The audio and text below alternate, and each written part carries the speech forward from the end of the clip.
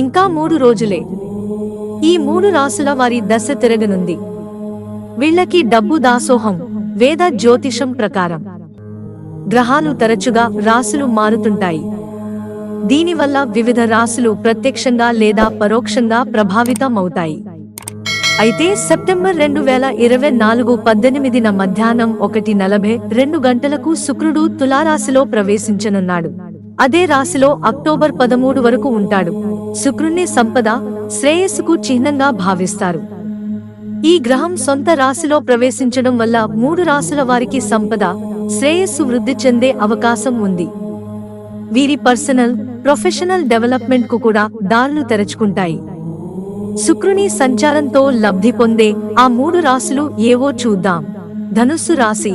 ఈ రాశి వారికి శుక్రుడు తులారాశిలోకి ప్రవేశించడం వల్ల కొత్త ఆకాంక్షలు కలుగుతాయి.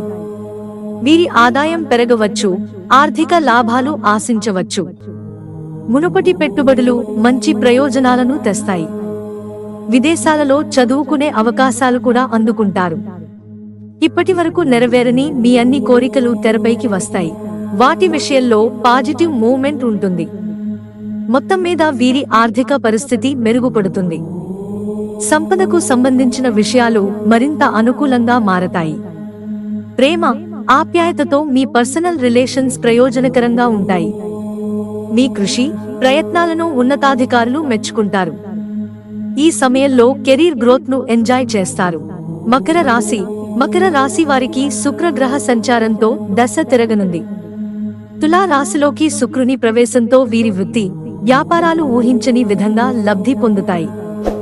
ఉద్యోగాలు చేసేవారికి కొత్త బాధ్యతలు లభిస్తాయి. వ్యాపార యజమానులు తమ వెంచర్లను విస్తరించుకునే అవకాశాలను పొందుతారు. Real estate, cinema, modelling, media లేదా ఫ్యాషన్ డిజైనింగ్ లో ఉన్న వ్యక్తులకు ఇది శుభ, లాభకాలం. వీరికి అన్ని రకాలుగా పరిస్థితులు అనుకూలిస్తాయి.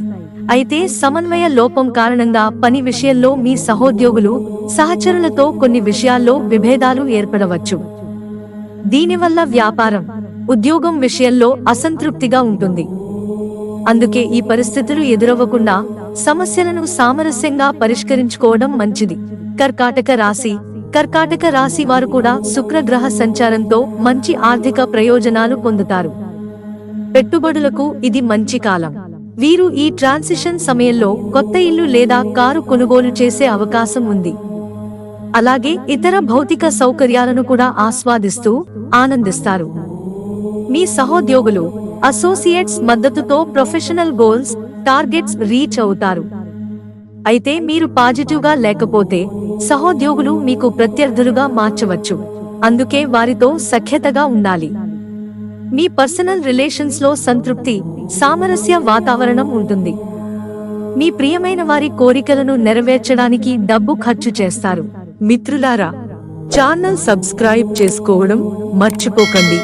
ధన్యవాదాలు.